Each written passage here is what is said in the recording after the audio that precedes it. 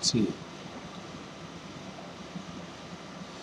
if a weekly wages of 5,000 workers follows normal distribution with a mean and standard deviation of 750 respectively, what is the expected number of workers with wages between 660 and 720? 660 and 720. अब देखो mean कितना है,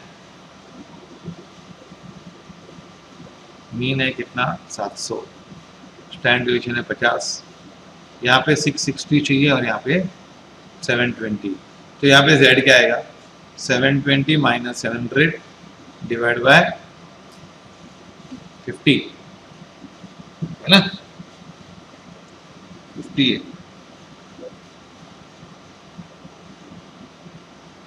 तो ये आएगा 0.4, यहाँ पे आएगा 660 माइनस 700 अपॉन 50, तो 40, 0.8 माइनस आएगा। अब है इसकी वैल्यू निकालने की टेबल से, 0.4 के सामने कितनी वैल्यू है 1554 और 0.8 के सामने क्या वैल्यू है 0.2881, ये इस तरह से आ जाएगा, ये 0.1554 और 0.2881, तो probability 660 is less than x is less than 720 is 0.2881 plus 0.1554, मतलब 0.2881 प्लस 0.1554 कितना होता है 4435 है ना, और फिर इसको मल्टीप्लाई करने का किससे 5000 से, 0.4435 इंटू 5000, इसका आंसर क्या आता है 2217.5 is equal to 2218. Follow this? आया समझ में?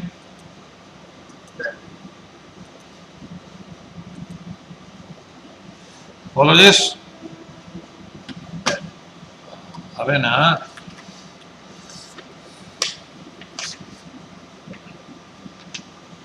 Thirteen. 50% of certain products have weight 60 kg or more. 60 के ऊपर कितने लोग हैं 50%, whereas 10% have weight 55 kg or less.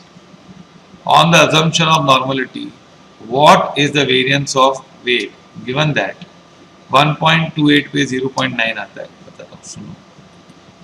पहले इसने क्या बोला है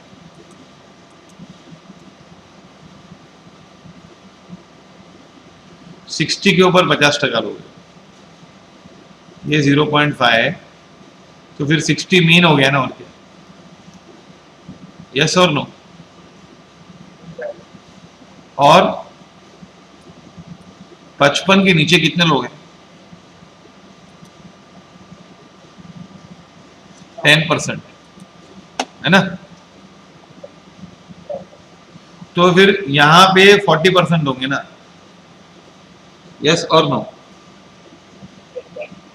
आया समझ में कि नहीं। फिर इसने बोला है कि 90% खत्म होता है ना,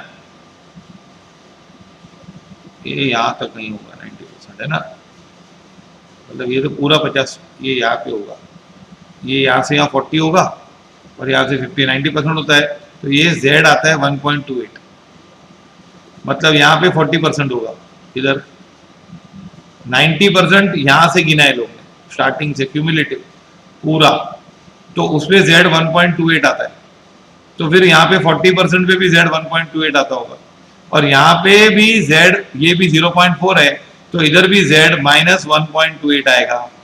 फॉलो दिस, वापस देखो, ठीक से देखो, 60 है, ये 60 के ऊपर 50% लोग हैं, ये साइड भी 50, ये 55 है, यहाँ पे 10% लोग हैं, तो यहाँ पे कितने हैं 40% है।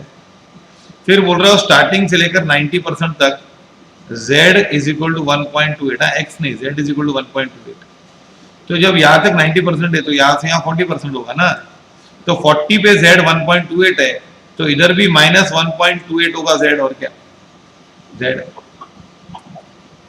अब minus 1.28 z is equal to 55 minus 60 upon standard deviation. तो स्टैंडर्ड डिविएशन क्या होगा, -5 अपॉन माइनस 1.28,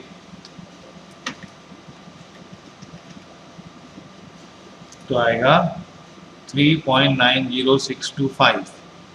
तो वेरिएंस क्या होगा, उसका स्क्वायर करेंगे ना, 15.2587, ये अप्रोक्सीमेटली आंसर आएगा।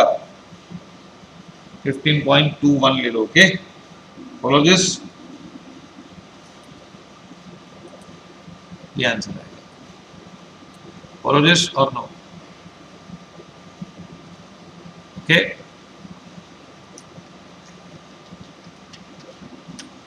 तो 3.91 लिया,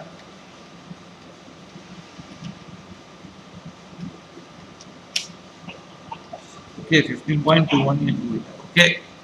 अब है ना, the most important continuous probability distribution is known as normal distribution. सबसे इंपॉर्टेंट कंटिन्यूअस डिस्ट्रीब्यूशन है। द प्रोबेबिलिटी डेंसिटी फंक्शन इस नॉर्मल का ये फॉर्मूला है, 1 upon standard deviation into root of 2 pi into e raise to, ये जो हम लोग, ये ना, ये जो हम लोग टेबल बनाते हैं ना, वो इसके हिसाब से बनाते हैं। E raise to -1/2 into x minus mu upon standard deviation का होल स्क्वायर, -½ है मल्टीप्लाई बाय। तो ये आंसर है इसका, ये याद रखना फॉर्मूला, ओके, नॉर्मल कर्व की formula. The total area of a normal curve is, इसका 15 का आंसर ए है, ये सब रॉन्ग है। The total area of a normal curve is 1, total area 1 होती है। Normal curve is bell shaped, normal curve is symmetrical, positively skewed नहीं होता है, नेगेटिवली स्क्यूड नहीं होता है। The area of a normal curve is between minus mu, minus infinity to mu is 0.5, ये correct है। Between mu and infinity also 0.5, ये गलत है। Both A and B are right, okay, follow this. The cumulative distribution function of a random variable x is given by, cumulative function मतलब x is less than or equal to x, मतलब x is less than mu, okay, ये answer आएगा।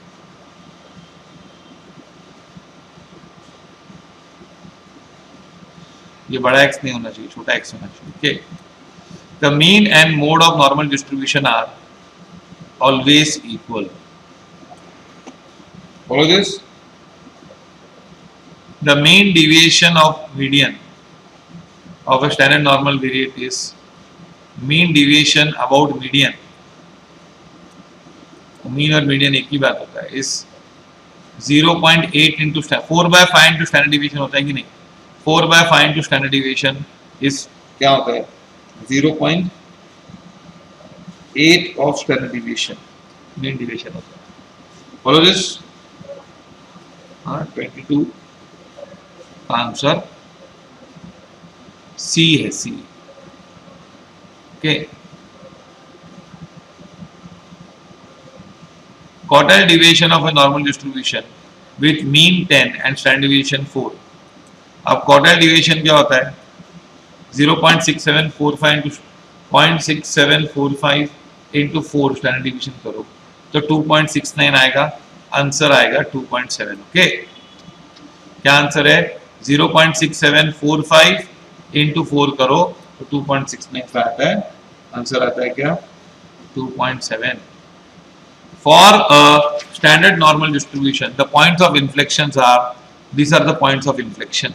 ये मैंने पहले सब में पढ़ाया था, okay. The symbol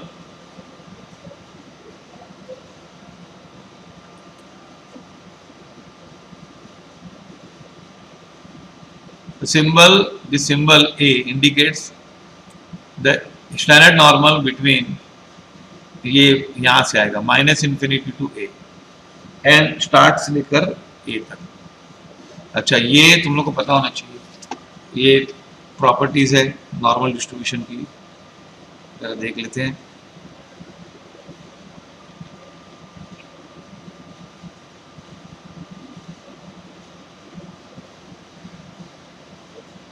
ये देखो नॉर्मल डिस्ट्रीब्यूशन की प्रॉपर्टीज की हमने, फॉलो दिस। और ये है ना mu minus standard deviation plus 1 standard deviation covers 68%, 68.26 होता है। ये 95.5% of the area is covered in 2 standard deviation and 99.73 होता है इज कवर्ड इन प्लस और माइनस 3 स्टैंडर्ड डिविएशन। अब ये प्रॉपर्टीज के ऊपर ही सम है।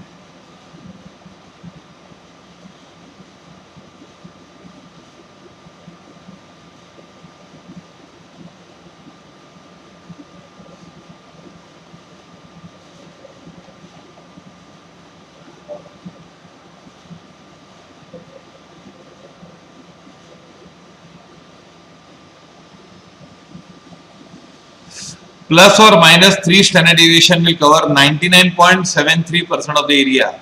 So it will cover all but not 0.27%. खाली 0.27% रह जाएगा, 99.73% कवर हो जाएगा। Number of misprints per page of a thick book follows. Number of misprints will follow Poisson distribution, क्योंकि misprints rare phenomena होती है और misprints 1, 2, 3 होती है ना, 1.5 misprints नहीं होता है। The result of ODI matches between India and Pakistan will follow. Jeet, her match का स्टोरी या जीत या हार होती है, जीत या नहीं जीत होती है, तो उसको बोलते हैं क्या, बाइनोमियल डिस्ट्रीब्यूशन होता है ना वैसा। If x and y are two independent random variables such that x belongs to chi square and y also belongs to chi square, ये chi square की साइन है, ये चौथा डिस्ट्रीब्यूशन है, then the distribution x plus y also belongs to chi square. Okay, बस ये खाली एक chi square का एक ही ऑब्जेक्टिव याद रखना है और कहीं पर भी इसका मॉड्यूल में उल्लेख नहीं है। कुछ नॉर्मल के प्रॉब्लम यहाँ भी आए थे, हम लोग ने शायद छोड़ दिए थे, पी में आए थे। ओके, देख लेते हैं।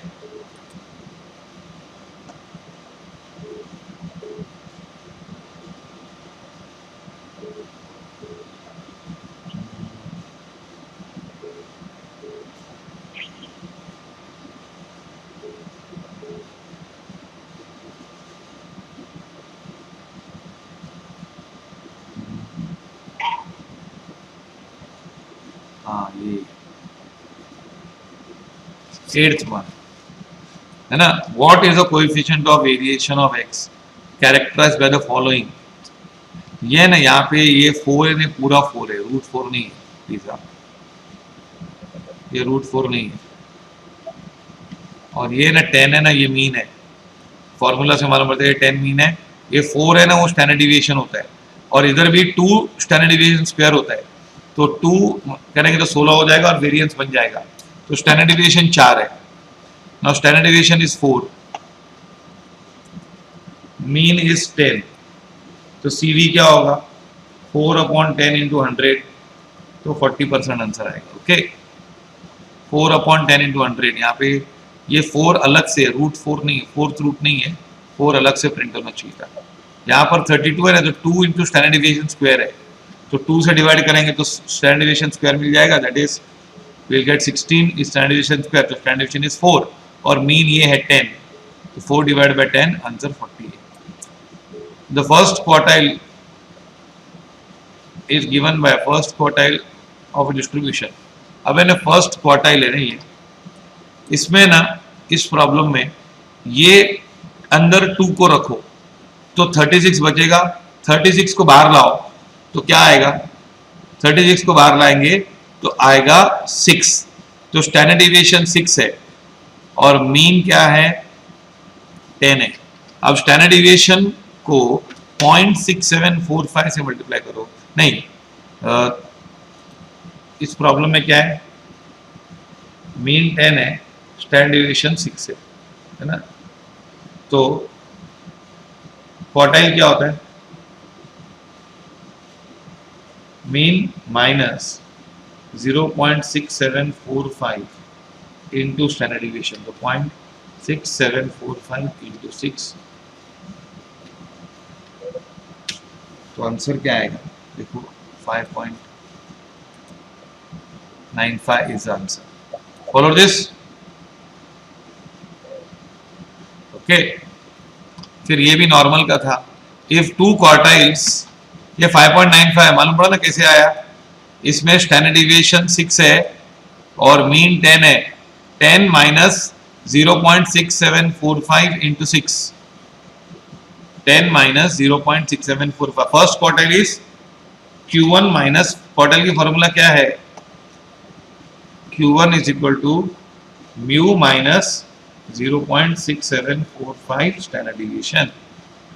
ओके, तो ये 10 माइनस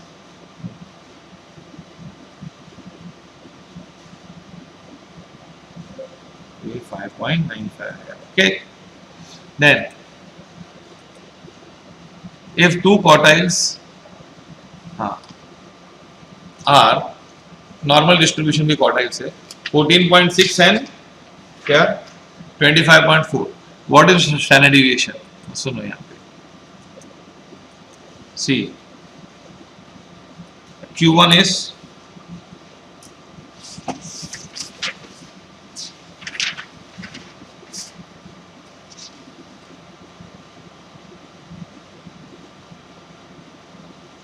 Q1 is 14.6